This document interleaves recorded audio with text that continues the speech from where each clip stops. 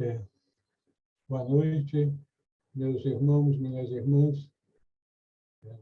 Nós vamos continuar agora estudando esse maravilhoso conjunto de ensinamentos que é tido como a essência, ou a pedra angular dos ensinamentos de Jesus para nos colocar de forma sólida no caminho espiritual. Caminho espiritual é progresso na senda, tudo tem a ver com mudanças. Mudanças. Quando a gente muda de endereço, de um apartamento para uma casa ou vice-versa, apesar da gente suar bastante, se incomodar um pouquinho, é fichinha, não se compara com as mudanças interiores, com as mudanças de conceitos, de valores e, principalmente, de comportamento. Então, nós precisamos estar sempre cientes e nos lembrando sempre de que o caminho espiritual é trilhado com mudanças interiores.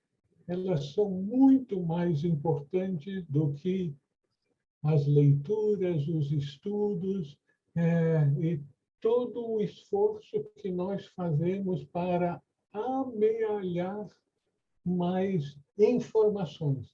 Eu nem falo conhecimento, porque existem certas conotações do conhecimento, que o conhecimento deveria ser transformador. Mas aquilo que muitas vezes nós chamamos de conhecimento não passa de informação. Informação que a gente até pode dar boas-vindas para ela. Puxa, que informação interessante. São termos que a gente usa muito. Quando não quer se comprometer, diz, é muito interessante. Mas o que é realmente importante não é a informação, o suposto conhecimento, mas sim a mudança. E a mudança interior do comportamento, isso aí sim nos faz, nos torna grandes seres, pessoas que estão realmente progredindo na senda espiritual. E o nosso Divino Mestre, ao longo do Sermão da Montanha, toca um ponto atrás do outro que nos convida para reflexão. Reflexão interior, até que ponto, se eu trouxer essa informação, transformando-a em conhecimento, e esse conhecimento alavancando a mudança interior, aí sim nós estaremos fazendo progresso. Porque se nós não fizermos essas mudanças interiores, nós vamos, na verdade, estar criando frustrações para nós. A gente vai amealhando mais e mais informação, leitura, eu deveria fazer isso. E fica no deveria. Assim que for possível, eu vou começar a levar isso em consideração, e fica para depois, para depois. E o que isso significa? Que o nosso pequenino ego está em comando. E o ego, quando sente que um embate assim, consciente entre conceitos e orientações pode redundar em deixar as orientações do ego voltadas para o mundo exterior de lado, o ego usa de artimanhas e nos faz acreditar como ele é sabido, não é sábio, não, sabido, em nos convencer que curtir a vida é muito importante, que a gente deve seguir a vida espiritual, mas sem abandonar a nossa vida material. E a gente acaba, se a gente analisa bem os argumentos que se passam na nossa cabeça quando o ego está nos orientando, que nós estamos sofrendo aquela lavagem cerebral de botar para o futuro as mudanças que a gente sabe que precisa fazer por causa da família, por causa dos interesses profissionais, e por causa disso, por causa daquilo, e a gente vai deixando para depois, para mais tarde, as mudanças interiores. E sem mudança interior não há progresso espiritual. Então, vamos prosseguir no nosso estudo do Sermão da Montanha. Na nossa última reunião, nós paramos após as referências à perfeição. Nós agora temos como tema praticar a justiça ou virtude em segredo. Então, no Sermão da Montanha, guardai-vos de praticar a vossa justiça diante dos homens, para servos vistos por eles. Do contrário, não recebereis recompensa junto ao vosso Pai que está nos céus. Por isso, quando deres esmola, não te ponhas a trombetear em público, como fazem os hipócritas nas sinagogas e nas ruas, com o propósito de serem glorificados pelos homens. Vocês acreditam que no passado,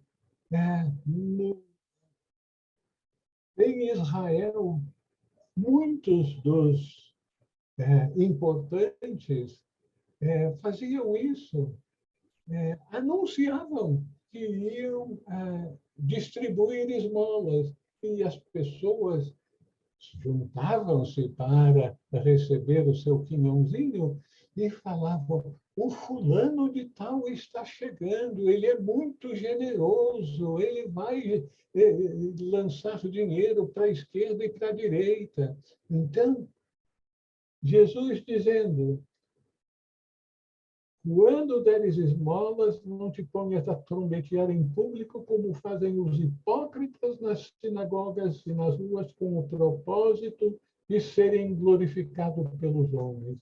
Em verdade, vos digo, já receberam a sua recompensa, uma recompensa deste mundo, de serem tidos como generosos, enquanto que a generosidade que Deus, que o todo, que o nosso ser interior está buscando, é a generosidade da transformação, é a generosidade de nos tornarmos sensíveis à dor, à necessidade do outro, e agir de forma natural, sem anunciar que estamos dando esmola aos outros.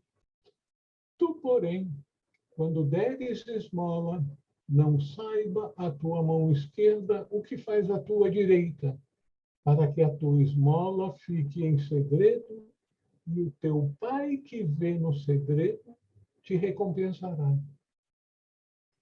É lógico que é uma alegoria que a mão esquerda não saiba o que faz a direita. É uma alegoria, uma maneira de deixar bem claro para nós que nós devemos fazer tudo de uma maneira natural, porque é o que o nosso coração pede, e não o que a tradição espera da gente. A tradição tem a ver com o mundo exterior, com o mundo em sociedade.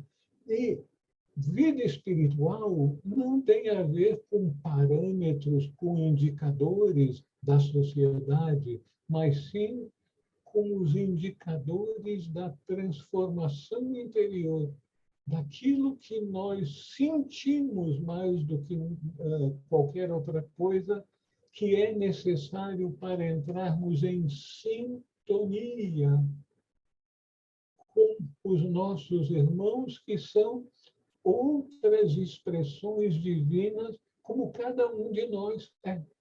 Então, é isso, é algo que tem que vir do coração. Isso é a justiça divina. Então, a gente precisa, talvez a gente venha a entender mais, procurando entender o contexto social da vida dos judeus naquele tempo. Para os judeus, praticar justiça era fazer boas obras, que, de acordo com a sua tradição, o tornariam justos diante de Deus. As principais boas obras eram a esmola, a oração e o jejum. Nos versículos sobre a esmola, a oração e o jejum, a ênfase é colocada na motivação. Motivação. O que leva a pessoa a fazer esses gestos? Oração, esmola e doações. A caridade e todas as doações devem ser feitas por amor.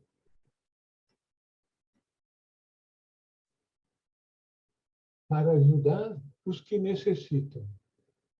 O menor desejo de recompensa, como ganhar estima e consideração pública por ser caridoso, macula a pureza da doação.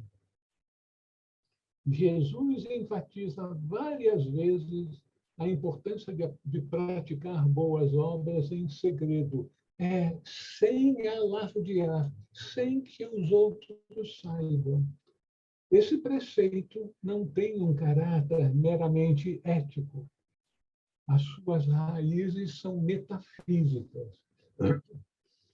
As atividades, vamos chamar, publicitárias, visam apresentar e promover produtos e serviços que estão voltadas para o mercado, estão voltadas para o mundo exterior. Porém, os grandes feitos visando de forma altruísta o bem dos outros devem ser envoltos em silêncio e mistério. Parece haver uma afinidade secreta entre solidão e sacralidade, como há entre publicidade e profanidade. Então, que caminho nós devemos seguir ao procurarmos fazer boas obras? A vida espiritual é um processo constante de aproximação com Deus. E Deus está em nós, no âmago do nosso ser. Essa aproximação se dá no silêncio, no segredo da oração e da meditação, e não na apresentação pública de supostas atitudes de caridade. O sincero buscador tem uma atitude humilde para com a vida. Ele sabe que Deus tudo sabe. E como faz tudo para Deus, não precisa e não deve alardear suas ações para os homens. Jesus fala aqui da ação e da sua recompensa, ou seja, da causa e de seu efeito. O discípulo esclarecido sabe que toda boa ação vai gerar sua devida recompensa, causa e efeito. Pouco importa quem será o portador da recompensa. Paulo diz na Epístola aos Gálatas: tudo o que o homem semear, isso também colherá. Portanto, o que vamos buscar? Aquela sintonia maior com Deus, que não está supostamente lá no alto. O alto é uma alegoria para nos dar a entender que nós devemos elevar a nossa consciência aos planos superiores. Os planos superiores, nós usamos uma mímica, como eu acabei de fazer, de apontar as mãos para o alto ou olhar para o alto, mas isso é uma maneira que a gente busca encontrar para se referir ao divino, que está nos níveis de consciência mais elevados em nós. E nós nos referimos à elevação como alto. Mas, na verdade, no sentido espiritual, esotérico, o alto, na verdade, está no interior. Quanto mais nós adentramos a nossa consciência, o foco da nossa atenção para dentro, nós estamos elevando, assim, a nossa consciência. E é isso que os atos nobres, espirituais, de bem, de fazer bem aos outros, deve ser voltado para dentro e não para fora. Jesus sempre, como grande instrutor, sabe o que está falando, mas ele precisava usar de alegorias para nos apresentar esses ensinamentos profundos. Então, ele chama atenção. Se você está preocupado com a imagem no mundo da matéria, na sociedade que você vai ter, você está se afastando daquilo que é importante, que é mergulhar no interior de todos nós, de cada um de nós, que é onde o divino se encontra. A gente supostamente olha para o céu físico, enquanto a gente deveria buscar olhar para o céu interior. E é isso que Jesus chama atenção. Não se importe com os conceitos do povo, o que eles vão achar daquilo que você está fazendo. Você não está fazendo as coisas para agradar o povo, mas para se aproximar em consciência cada vez mais com Deus, que está no interior de cada um de nós. Portanto, o discípulo avançado sabe que nada é dele e que ele é um mero administrador dos bens colocados à sua disposição. Dar e esquecer deve ser o procedimento da caridade. Simbolicamente, a mão esquerda não deve saber o que a mão direita fez.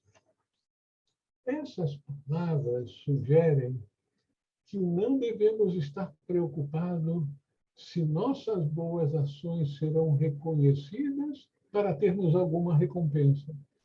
Deus tudo vê, tudo sabe. Agora, isso aqui que é muito importante. Todo desejo de reconhecimento ou recompensa macula as boas ações. Por quê? Porque o elogio é o alimento para o ego. O ego fica, pá, que coisa boa, o pessoal está vendo como eu me esforço para ser generoso, ajudar aos outros. O ego, mas pula de satisfação com isso. E a gente não quer alimentar o ego, a gente quer entrar cada vez mais em sintonia com o nosso eu interior. O ego está voltado para fora. Nós temos que voltar a nossa consciência para dentro. As práticas espirituais estão voltadas para isso, para que a gente se sintonize cada vez mais com o divino, que não só está, mas é a nossa natureza última. O elogio é alimento para o ego que reforça a ilusão da separatividade. O homem profano é dependente do mundo exterior.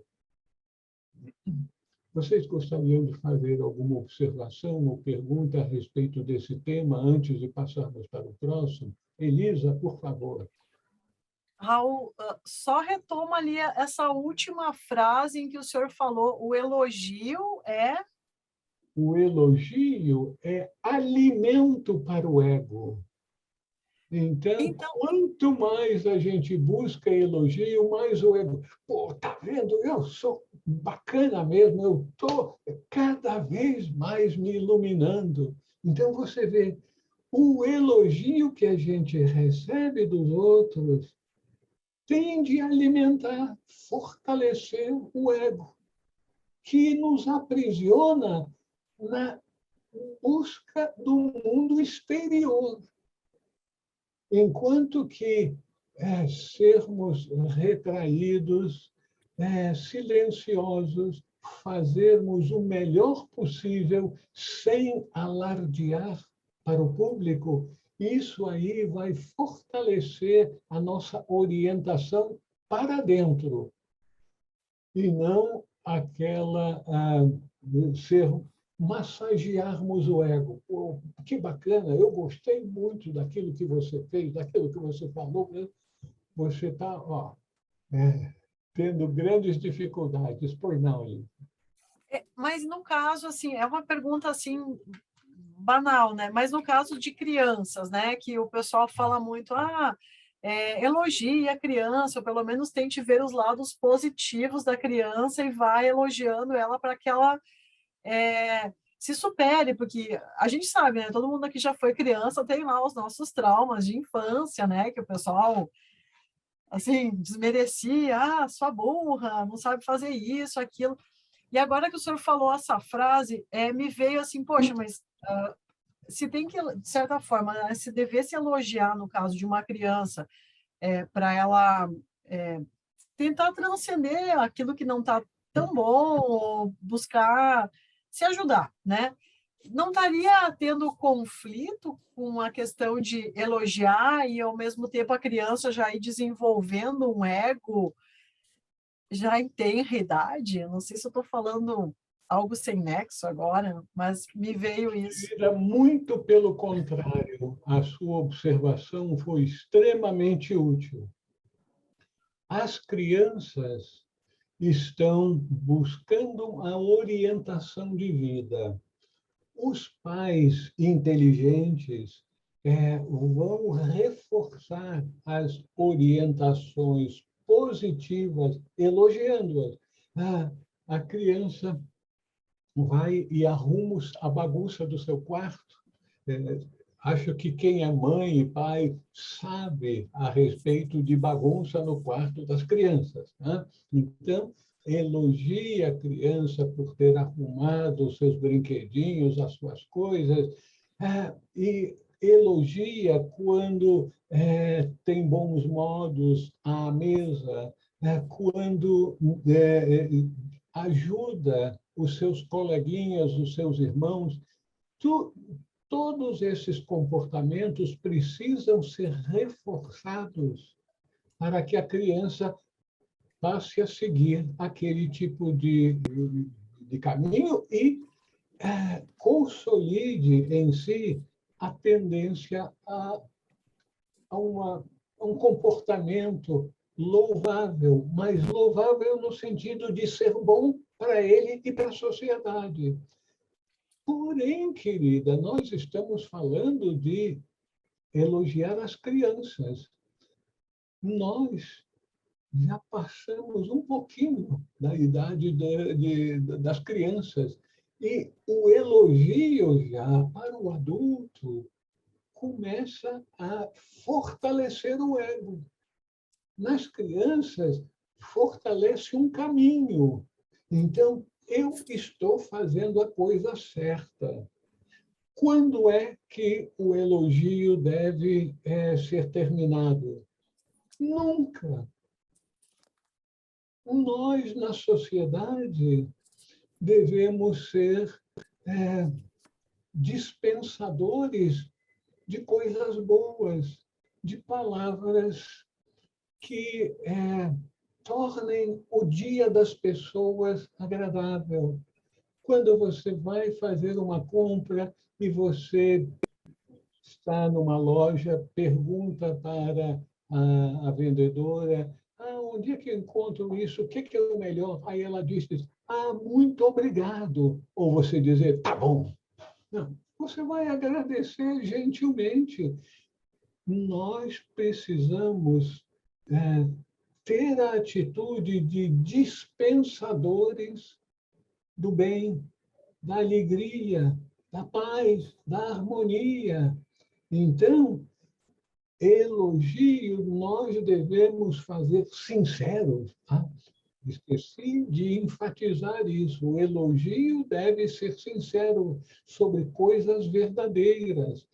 Mas eu acho que Jesus, nessas palavras que ele passou para nós, ele estava enfatizando o que as pessoas que estão buscando o caminho espiritual, o caminho estreito, nós devemos estar cientes de que o que nós estamos buscando não é a aceitação do público. O que nós estamos buscando é a sintonia com o ser divino em nosso interior. Então, eu quero ir para fora, ser louvado e aceito como uma pessoa boa pelo mundo, todo mundo diz: que bacana, você está aqui, vamos fazer um papinho, ou que nós venhamos a sentir que estamos nos sintonizando cada vez mais com a fonte de sabedoria e de amor interior e que as nossas ações passem a ser cada vez mais automáticas para o bem de todos, para a sintonia com o todo.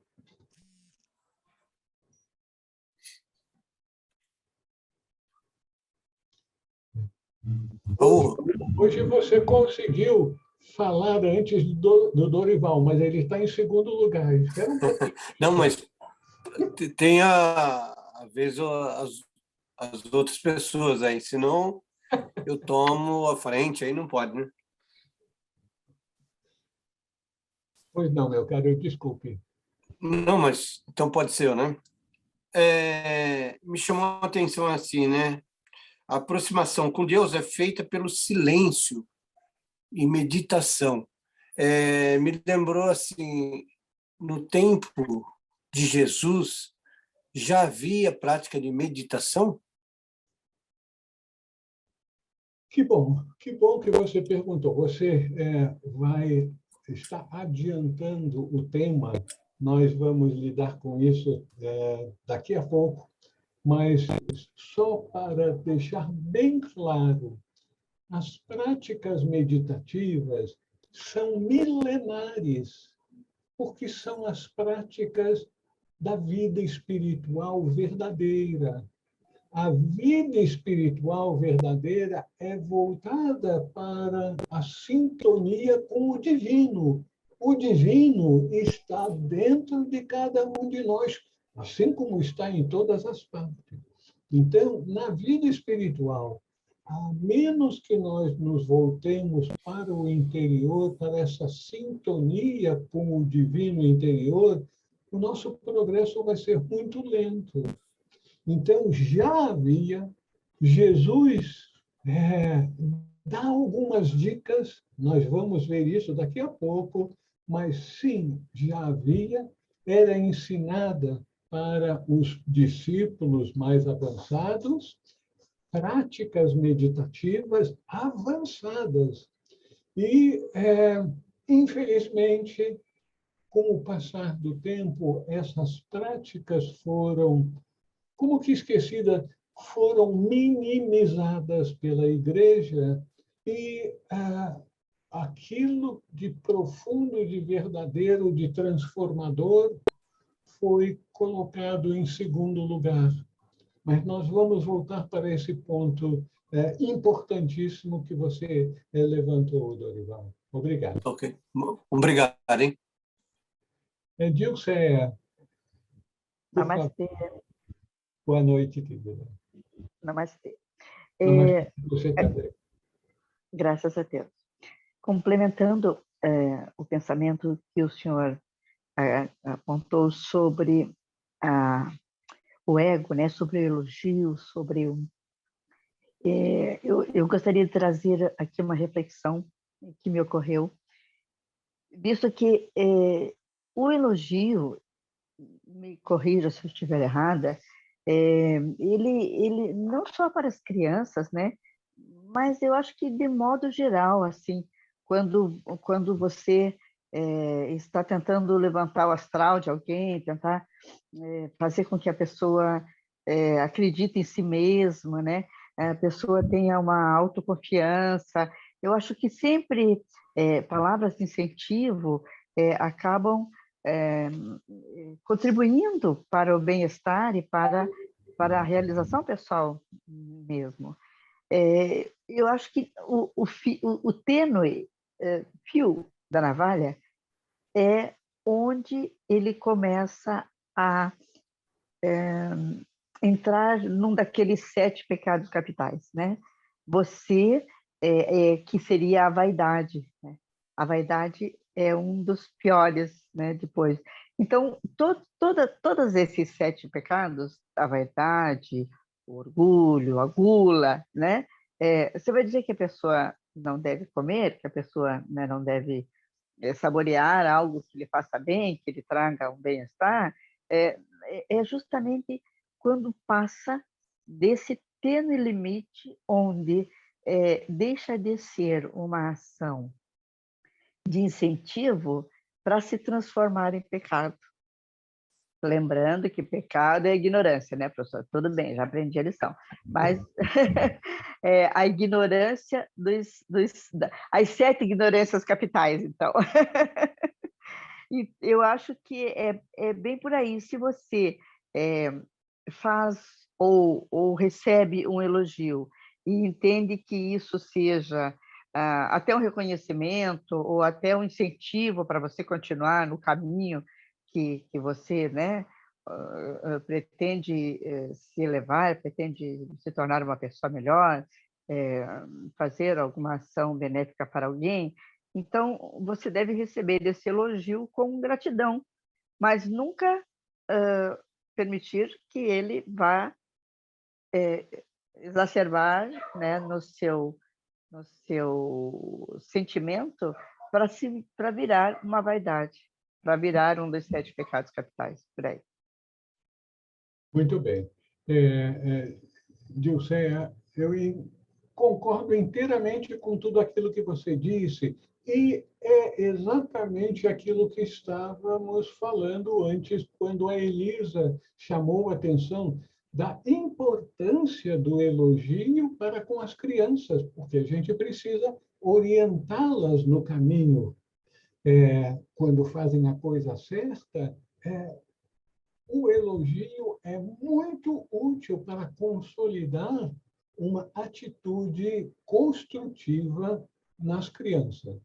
E aí, eu aproveitei o gancho para dizer, e quando é que a gente deve parar de elogiar? Nunca. Nós devemos elogiar todas as pessoas, sempre.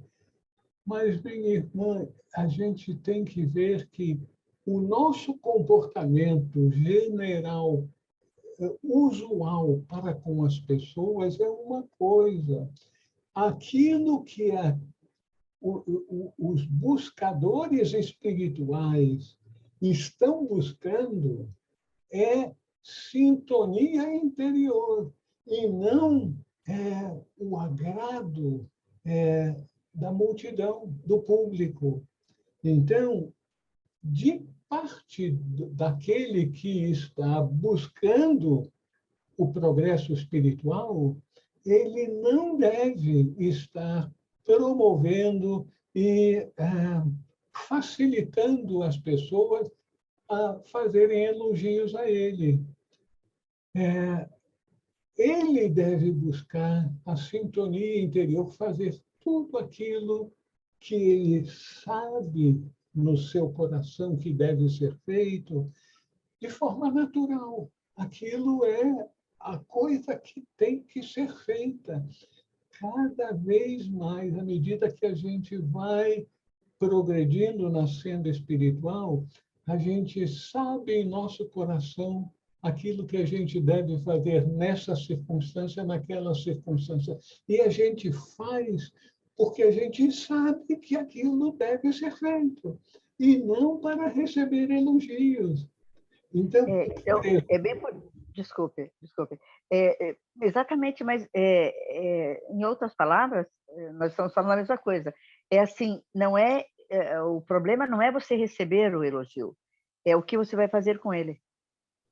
isso, muito bem, muito bem, muito bem. Receber elogios, a gente recebe como se fosse um bom dia. Ah, bom dia.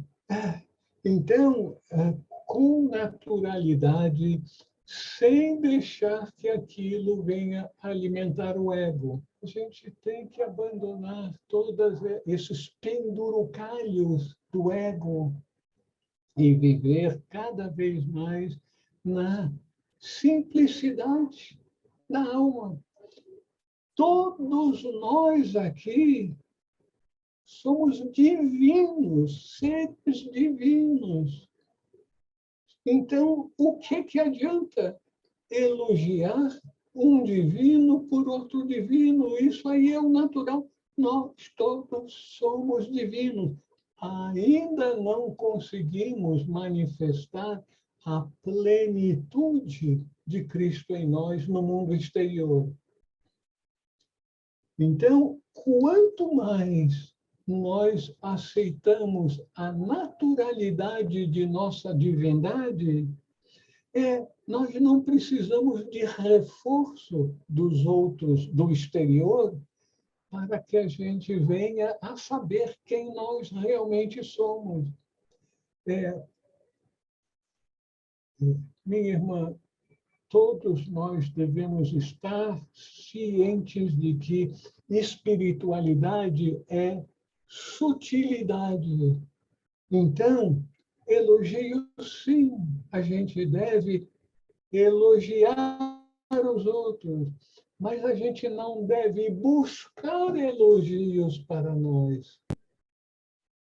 Quando um presente lhe é dado, você aceita com gratidão e agradece aquele presente, mas você não vai sair por aqui dizendo: olha, você não sabe a minha alegria hoje, eu estou aniversariando hoje, e mais uns amigos maravilhosos me telefonaram cedo e perguntaram se podiam me mandar uma lembrancinha. Estão procurando colher elogios e presentes. Então, essa atitude de naturalidade na vida é o que a gente deve buscar. Os grandes seres sabem que eles são grandes seres, mas eles sabem que aquilo não é separado. Ele não é separado dos outros. Nós já estudamos, já verificamos que o reino dos céus não é um lugar lá em cima. O reino dos céus é um estado de consciência. É o estado de consciência da unidade. Nós desenvolvermos aquela consciência que somos todos um. Eu e o Pai somos um, e eu sou uno com todos os outros. Então, essa é a grande verdade. E essa grande verdade nós estamos trabalhando para alcançá-la em nossa mente, em nosso coração, da forma mais profunda e, ao mesmo tempo, abrangente. Você vê, no esoterismo, nós temos certas expressões que parecem que são conflitantes. Voltar para o interior e saber que o interior está em toda parte. Nossa, o interior está em toda parte. Então, você vê, a gente precisa de estar sensível a essas nuances da vida espiritual. Mais alguma observação a respeito desse tema maravilhoso que estamos estudando agora? Obrigada, professor. Pois não. Então, vamos continuar. Ainda com relação às práticas dos judeus naquele tempo. Além das boas ações, Jesus fala muito especificamente da oração. E quando orardes, não sejais como os hipócritas, porque eles gostam de fazer oração, pondo-se de pé nas sinagogas e nas esquinas, a fim de serem vistos pelos homens. E aí eles fazem gestos de bater no peito e toda uma série de parafernália externa que leva as pessoas a observarem, puxa, ele é tão piedoso, tá? Então, Jesus dizendo, não seja como os hipócritas, porque eles gostam de serem vistos pelos homens. Em verdade vos digo, já receberam a sua recompensa. Tu, porém, quando orares, agora vejam só e procurem analisar isso. Quando orares, entra no teu quarto e, fechando a porta, ora ao teu Pai que está lá no segredo. E o teu Pai que vê no segredo te recompensará. Então, oração e ostentação são incompatíveis.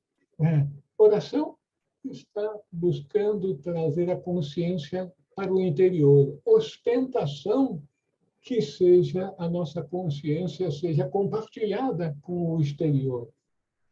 A comunicação com Deus em nosso interior depende da integridade do coração. A privacidade é um dos requisitos para a realização consciente do divino interior. A privacidade é um dos requisitos para a realização consciente do divino interior.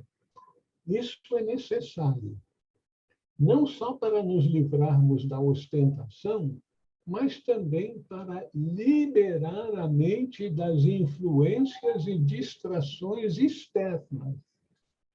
O silêncio é essencial para o sucesso da mais elevada oração, que não é uma solicitação nem uma declaração verbal. É uma comunhão silenciosa entre pai e filho, Deus e homem.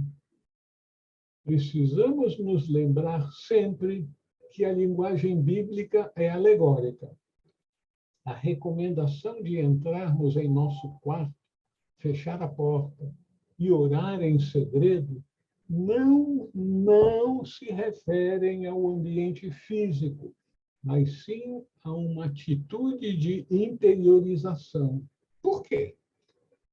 Vejamos, naquele tempo, a maior parte das casas tinham um único cômodo, onde a família preparava comida, tomava as refeições, se reunia e também dormia.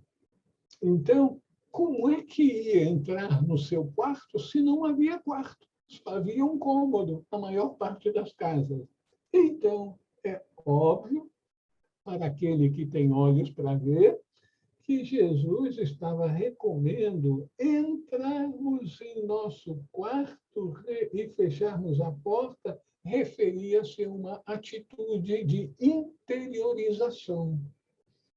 Precisamos voltar a nossa plena atenção ao nosso centro de consciência, em nosso coração, simbolicamente o quarto, para então fecharmos a porta. Em que sentido?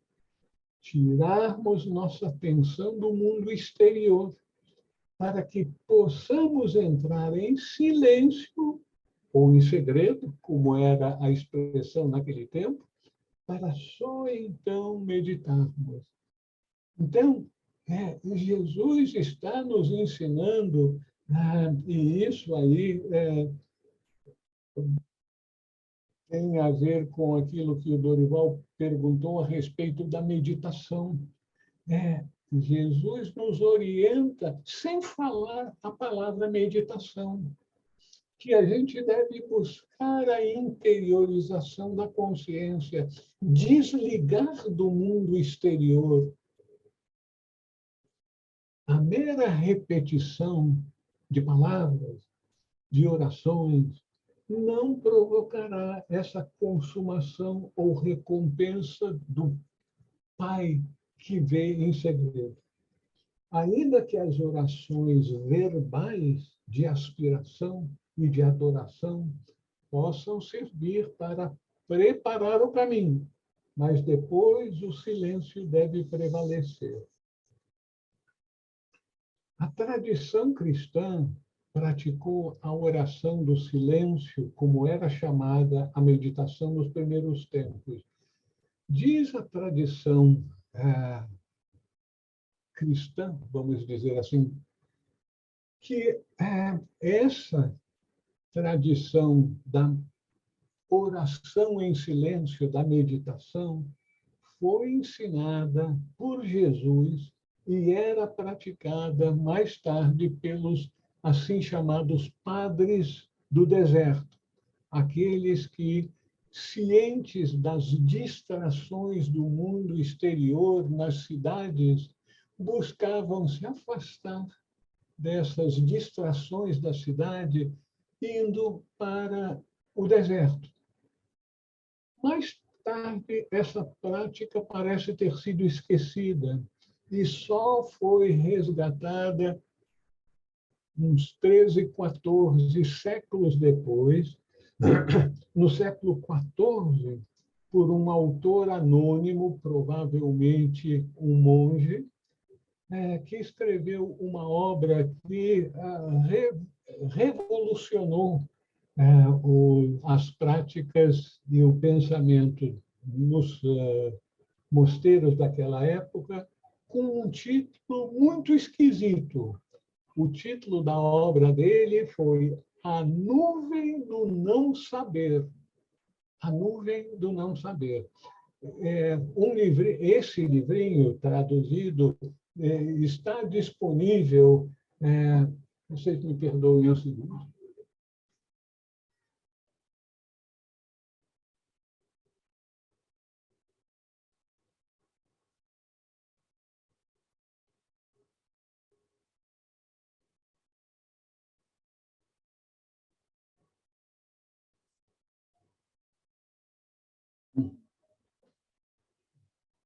Eu não achei o livro. 80% dos meus livros eu tive que deixar armazenados no apartamento que eu estou e vou ficar por mais 2 anos, o espaço é muito limitado.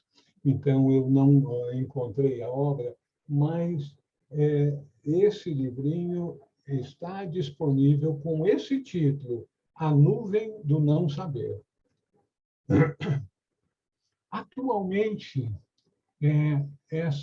as práticas meditativas na Igreja Católica Romana é promovida por 2 vertentes. Uma é da ordem cistercense ou trapista, mais conhecida como oração centrante, e a dos beneditinos, baseada na repetição da palavra Maranata. Eu sugiro que vocês procurem conhecer um pouquinho mais essas 2 tradições e, quem sabe, tentar praticar uma e outra até decidir qual é a que mais se coaduna com o seu temperamento.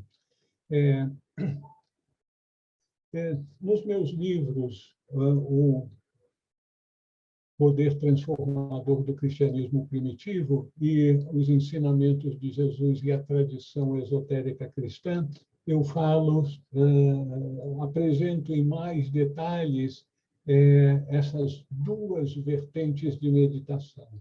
A primeira, a cistercense ou trapista, basicamente é você buscar ficar totalmente em silêncio, no sentido de não aceitar pensamentos que distraiam a sua atenção, esse foco cada vez mais intenso no interior, usando uma palavra-chave, uma palavra sagrada. Você procura ficar absolutamente em silêncio interior, mas se uma ideia, alguma coisa surge em sua mente, então você usa essa uma palavra a qual você atribuiu um poder divino, como luz, Deus, paz, amor, mas de preferência palavras monossilábicas, porque é uma espécie de vassoura espiritual. Você vai com ela se livrar de qualquer coisa que procure tomar conta da sua mente, porque você quer encontrar aquele silêncio mais profundo interior. Então, use essa palavra que você atribuiu um poder de limpar a sua mente toda vez que alguma coisa perturbar o seu silêncio interior. A outra, existem centenas de grupos de meditação centrante. Você vai ver que existem vários livros que foram escritos sobre meditação centrante, muito, muito interessantes. E o outro é a tradição dos beneditinos, que é baseada na repetição mental, principalmente, mas pode começar sendo verbal, mas eu acho que é preferível já começar da forma correta, mentalmente, ir repetindo muito lentamente a palavra Maranatha. Maranatha, aramaico, significa vem, Senhor. Algumas obras da igreja dizem que Maranatha significa vem, Senhor, Filho de Deus, Salvador. Não é tudo isso, é só vem, Senhor. E o importante é que essa repetição mental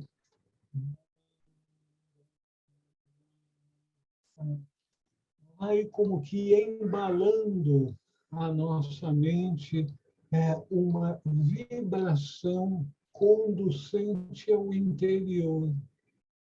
A mente pode estar repetindo muito lentamente Maranatha, mas está se esvaziando de tudo.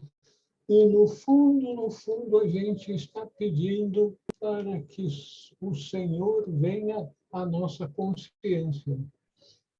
Os praticantes dizem que tanto uma tradição como a outra são muito efetivas.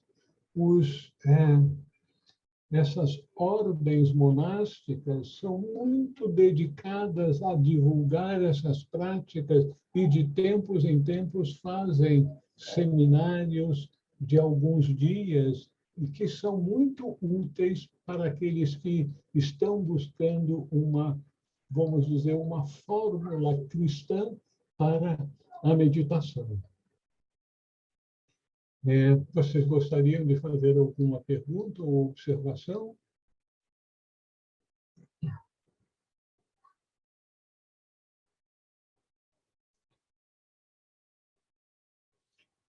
Então vamos.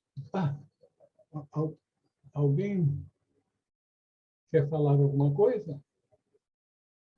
Bom, então, continuando nesse tema, vamos abordar a oração mais conhecida da tradição cristã, que é a oração do Senhor, o Pai Nosso.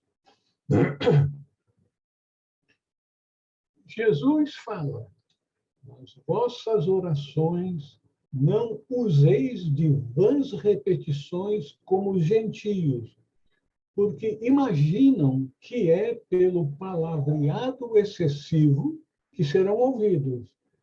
Não sejais como eles, porque o vosso Pai sabe do que tendes necessidade antes de lhe pedirdes. Portanto, orai desta maneira. Aí Jesus nos ensina o Pai Nosso. Pai nosso que estás nos céus, santificado seja o teu nome. Venha o teu reino, seja feita a tua vontade, na terra como no céu. O pão nosso de cada dia dá-nos hoje, e perdoa-nos as nossas dívidas, como também nós perdoamos aos nossos devedores. E não nos exponhas à tentação, mas livra-nos do maligno. Pois se perdoardes aos homens os vossos delitos, os seus delitos, também o vosso Pai Celeste vos perdoará. Para muitos cristãos, a oração do Pai Nosso é o mais importante de todos os ensinamentos de Jesus, porque leva a uma prática. E aqueles que estão realmente comprometidos, buscando Deus de forma sincera e verdadeira, eles encontram esse apoio na oração do Senhor, no Pai Nosso. Ele é considerado o mais importante de todos os ensinamentos de Jesus. Talvez por isso seja o único denominador comum de todas as igrejas cristãs. Não importa a denominação da igreja, o Pai Nosso é aceito, enquanto que a Ave Maria não é aceita por todas as denominações cristãs. Essa oração constitui um todo cuidadosamente formulado para o desenvolvimento da alma, que merece atenção detalhada, que não poderá ser dada agora, aqui nessa ocasião. Muitos devotos repetem as palavras de forma automática, sem procurar-se sintonizar-se com o interior. A sintonização com o significado é que importa, e não a repetição. Pai nosso que estás no céu, santificado seja o vosso nome. não é uma coisa automática que terá nenhum significado espiritual para nós. Esquecendo-se do que Jesus nos advertiu sobre as vãs repetições. Eu sugiro àqueles que querem se aprofundar mais no significado, na importância do Pai Nosso, que procurem um artigo de Norman Pearson. Norman Pearson, O Pai Nosso à Luz da Teosofia, na edição de julho de 1997, edição de julho de 97, da revista Teosofia, da editora Teosófica. Mas eu gostaria de chamar a atenção de vocês para outra vertente do Pai Nosso. Essa, o que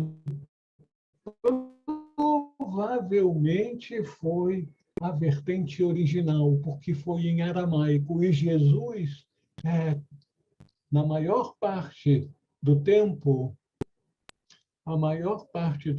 Jesus pregava em aramaico. Então, o Pai Nosso em aramaico, obviamente traduzido agora para o português, para mim, toca mais o meu coração e é mais espiritualizante. Eu vou ler aqui para vocês o Pai Nosso em aramaico na versão que me chegou às mãos. Ó fonte da manifestação, alento da vida, Pai e Mãe do cosmo, faze tua luz brilhar dentro de nós para que possamos torná-la útil. Ajuda-nos a seguir nosso caminho, movidos apenas pelo sentimento que emana de ti. Que nosso eu possa estar em sintonia contigo, para que caminhemos com realeza com todos os outros seres criados. Estabelece teu reino de unidade agora, que o teu desejo e os nossos sejam um só, em toda a luz, assim como em todas as formas. Dá-nos o que precisamos cada dia em pão e compreensão. Desfaz os laços dos erros que nos prendem, assim como nós soltamos as amarras que mantemos da culpa dos outros. Vocês me perdoem de repetir essa frase, porque é muito importante na prática diária para todos nós. Desfaz os laços dos erros que nos prendem, assim como nós soltamos as amarras que mantemos da culpa dos outros. Não permita que a superficialidade e a aparência das coisas do mundo nos iludam, mas liberta-nos de tudo que nos aprisiona. E não nos deixe sermos tomados pelo esquecimento de que de ti nasce a vontade que tudo governa, o poder e a força viva de todo o movimento, e a melodia que tudo embeleza, e de idade em idade tudo renova. Amém.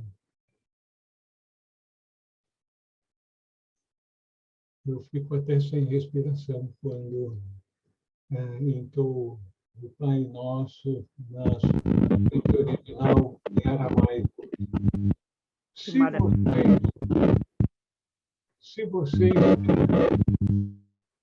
Se vocês têm interesse em ter essa oração e não a dispõem atualmente, vocês podem me mandar.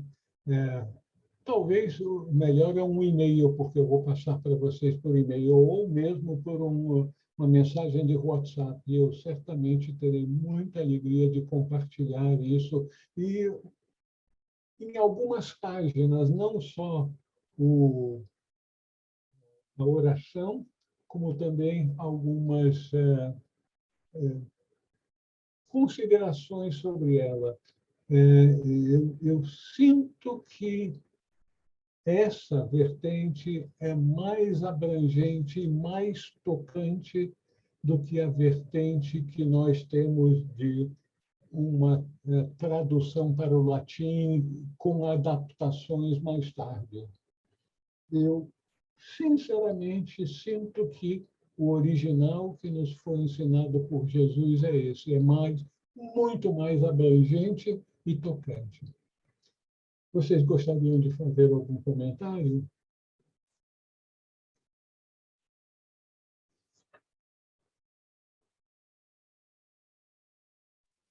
Raul, Pois não, Dorival? realmente parece um pouco mais profundo, né? Ele começa falando de pai e mãe, fala de algo celestial, fala do universo e amém no final. É incrível, é muito bonita mesmo.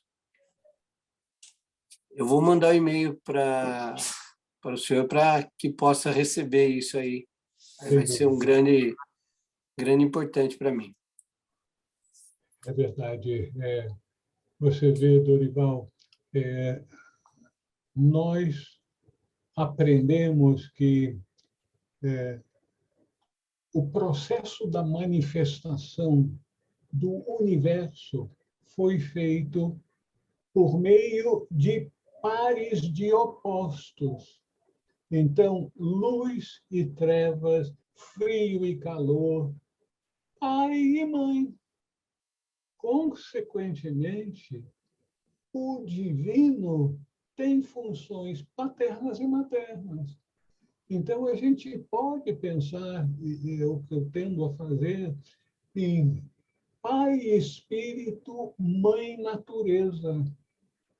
Nós não existiríamos na forma que nós existimos agora se não tivéssemos a constante ajuda da mãe natureza em todos os seus aspectos. Então, a mãe natureza cuida do mundo exterior material. O pai espírito nos dá a vida e nos dá a consciência. Então, o pai e mãe celestial é um conceito muito mais abrangente do que, para mim, do que a tradição hebraica nos legou. Obrigado, Raul. Pois não. Mais alguma observação? Eu acho que talvez seja melhor nós não entrarmos no próximo tópico, porque iria atravessar o nosso horário aqui. Se vocês não tiverem nenhuma observação, nós podemos, então, encerrar agora.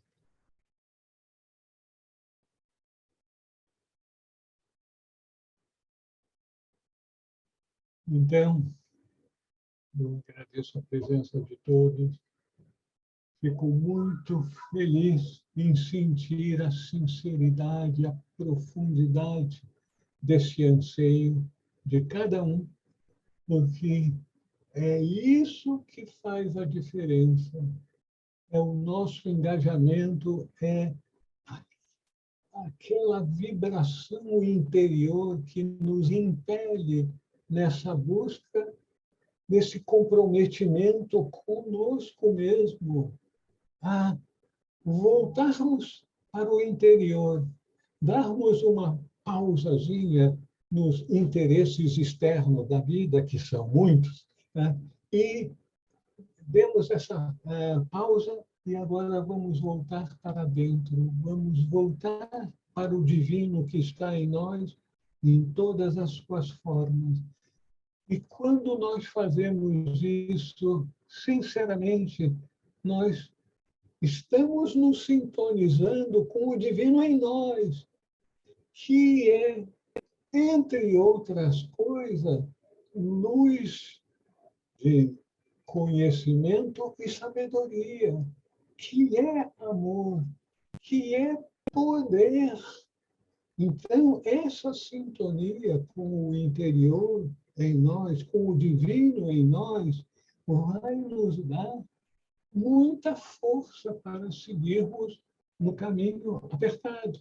E sendo apertado, a gente precisa de muita força para superar os óbices, superar as dificuldades, que não são poucas.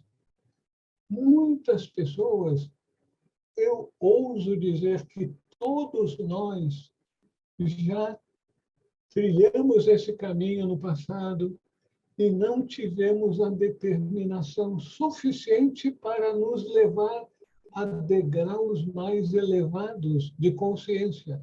E a gente tem que repetir, voltar para a escolinha da vida e repetir o ano, que a gente fica muito envergonhado quando alguém da família diz que repetiu o ano na escola.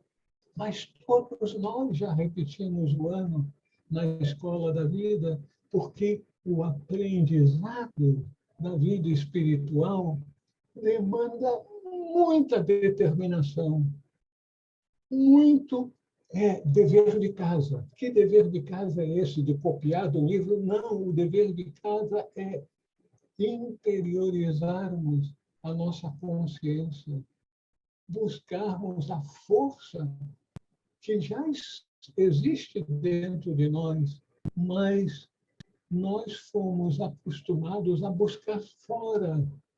Nós vamos para a escola, nós vamos para a universidade, nós buscamos o professor, nós buscamos a biblioteca, e isso tudo, esse tipo de busca, é busca exterior. Nós nos condicionamos a essa busca exterior, enquanto que a busca interior, no silêncio da meditação, que foi tão enfatizado nas palavras do mestre hoje, é anátema para o ego. O ego faz tudo para distrair a nossa atenção. E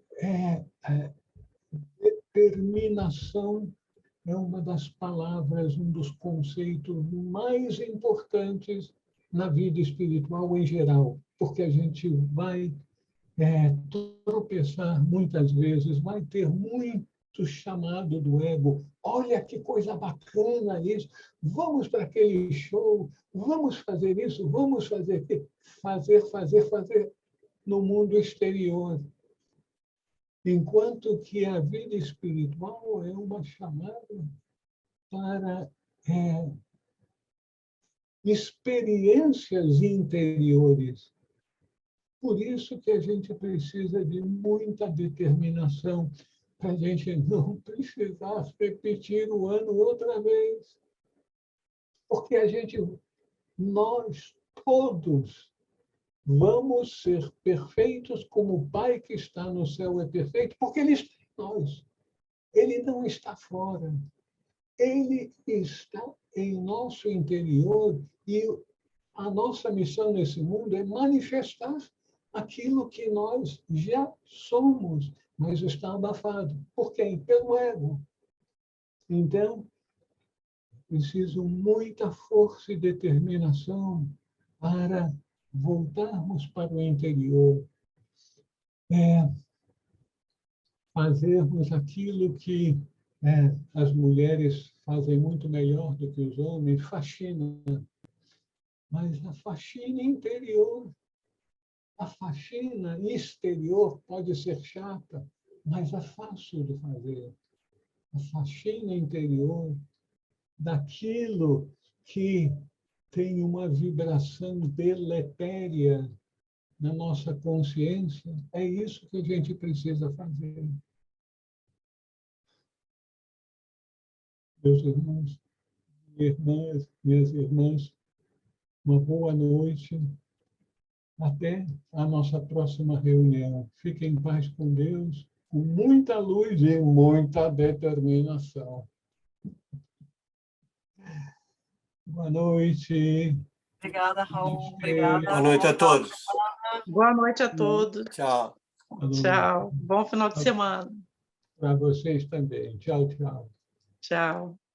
Namastê.